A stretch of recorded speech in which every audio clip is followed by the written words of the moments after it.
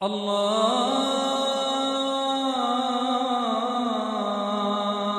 আকবার, আল্লাহু আকবার। আজ যে বিষয়টি নিয়ে আলোচনা করব সেই বিষয়টি হলো সূরাতুল ফাতিহা।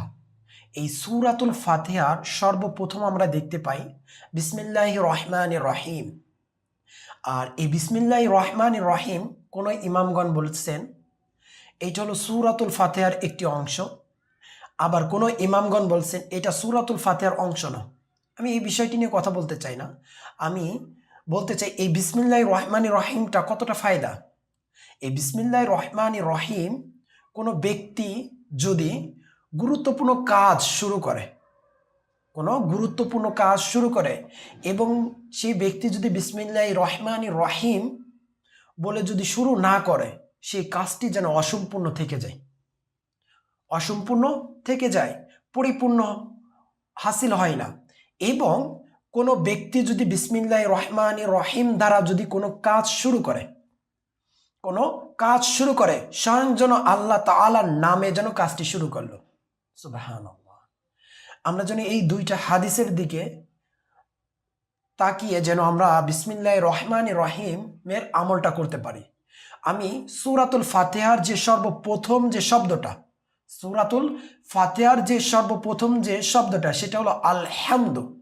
আমরা এই আলহামদু শব্দটার সাথে ব্যাপক পরিচিত, আমরা এর অর্থটা অনেক মানুষ জানি, বাট আমরা মুসলমান জাতি ব্যতীত অন্য জাতিরাও জানি আলহামদু শব্দের অর্থটা কি।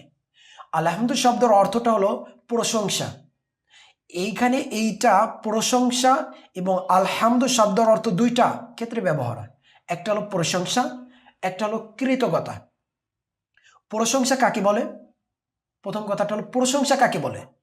প্রশংসা হলো কোনো সুন্দর একটা ডিভাইস, সুন্দর একটা ল্যাপটপ, সুন্দর একটা ফোন বা সুন্দর একটা ড্রেস যখন হয় তখন কি বলি?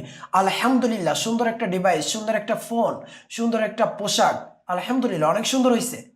এখানে কি বলি? আলহামদুলিল্লাহ। এইটাকে বলে শুকরিয়া।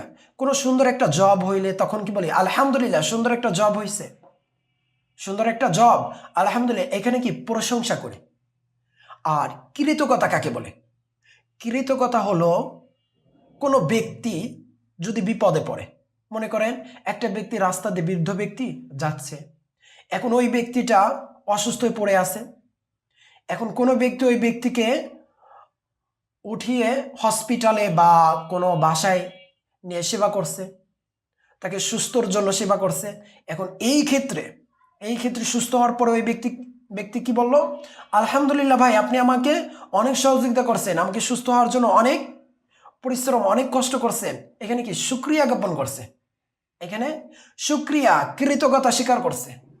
দেখেন তাহলে একটার মধ্যে কি, ওইখানে কি যখন বিপদে পড়ছে তাকে সহযোগিতা করলাম তখন কি আলহামদুলিল্লাহ বললো, এবং যখন ভালো কোনো ডিভাইস, ভালো কোনো পোশাক হইলে তখন কি বলি? আলহামদুলিল্লাহ। তাহলে দুইটা ক্ষেত্রে পাবে, একটা হলো প্রশংসা, একটা হলো কৃতজ্ঞতা। একটা হলো প্রশংসা আর একটা হলো কি? কৃতজ্ঞতা। তাহলে আমরা এই যে প্রশংসা, কৃতজ্ঞতা, দেখেন আল্লাহ তাআলা কোরআনের সর্বপ্রথম পরিপূর্ণ সূরার মধ্যে সূরাতুল ফাতিহা পরিপূর্ণ সর্বপ্রথম নাজিল করছে সূরাতুল ফাতিহায়। সেই সূরাতুল ফাতিহায় আলহামদু, প্রশংসা এবং কৃতজ্ঞতা দিছেন। কেন দিচ্ছেন? বান্দা তোমাদের বোঝানোর জন্য কিভাবে প্রশংসা করতে হয়, কিভাবে কৃতজ্ঞতা স্বীকার করতে হয়। কিন্তু আমরা কি করি? কোনো ব্যক্তি যদি আমাদেরকে সহযোগিতা করে, কখনো কৃতজ্ঞতা বা প্রশংসা স্বীকার করি না, কখনো কৃতজ্ঞতা এবং প্রশংসা তাকে করি না। তার জন্য আল্লাহ তাআলা আমাদের প্রশংসা এবং কৃতজ্ঞতা স্বীকার করার জন্য তৌফিক দান করুন, এবং আল্লাহ তাআলার কোরআন অনুযায়ী চলার তৌফিক দান করুন। আমিন।